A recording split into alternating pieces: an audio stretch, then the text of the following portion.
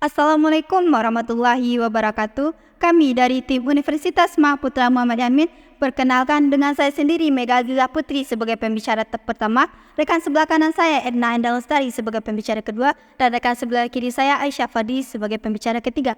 Pada kesempatan kali ini kami akan mempresentasikan artikel ilmiah yang dalam hal ini kami berada di posisi pro terhadap mosi Bawaslu keterwakilan perempuan paling sedikit 30% pada pencalonan anggota DPR dan DPRD. Adapun beberapa pembahasan yang akan kami sampaikan terkait dengan mosi tersebut. Sebagaimana yang kita ketahui bahwasannya keterwakilan perempuan paling sedikit 30% dalam pencalonan legislatif telah diatur dalam pasal 245 Undang-Undang Nomor 7 Tahun 2017 tentang Pemilihan Umum.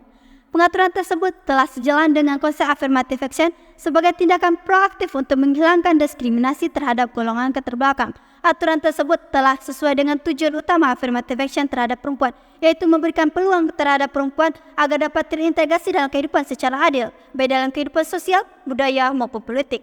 Dengan hanya mewajibkan pencalonan 30% terhadap perempuan, namun tidak mewajibkan 30% keterpilihan terhadap perempuan, hal tersebut masih menjadi niat politik setengah hati.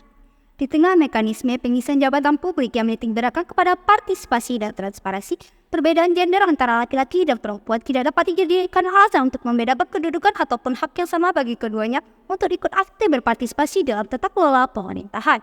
Keikutsertaan perempuan dalam bidang politik, baik dari segi pencalonan ataupun keterpilihan, membuktikan bahwa adanya perhatian terhadap kaum perempuan, di mana dalam Undang-Undang Dasar Negara Republik Indonesia tahun 1945 ditegaskan bahwa setiap warga negara adalah manusia yang merdeka, yang tidak boleh mendapatkan perlakuan diskriminasi berdasarkan alasan apapun, termasuk alasan perbedaan jenis kelamin.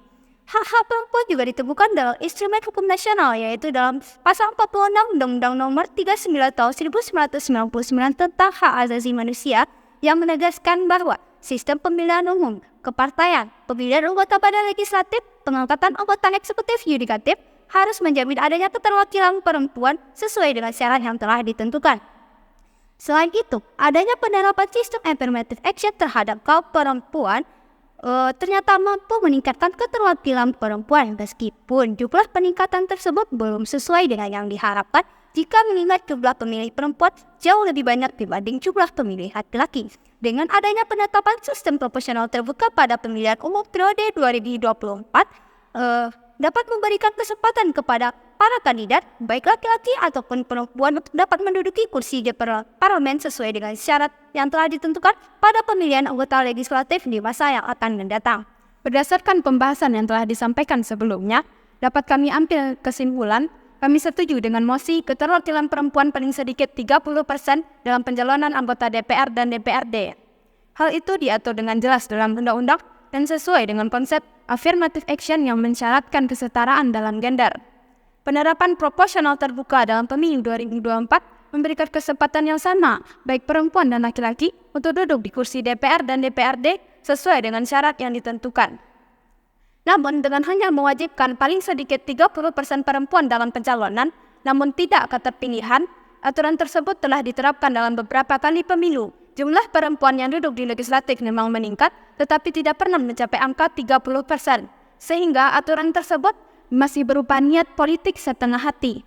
Maka bila mana petinggi negeri ini dan petinggi partai politik menginginkan dengan sepenuh hati adanya perempuan yang duduk di legislatif, harapan kami adanya regulasi yang mengatur tentang mewajibkan paling sedikit 30% perempuan dalam keterpilihan anggota DPR dan DPRD periode selanjutnya, khususnya pemilu 2024 yang akan datang. Sekian dari kami, terima kasih, salam demokrasi.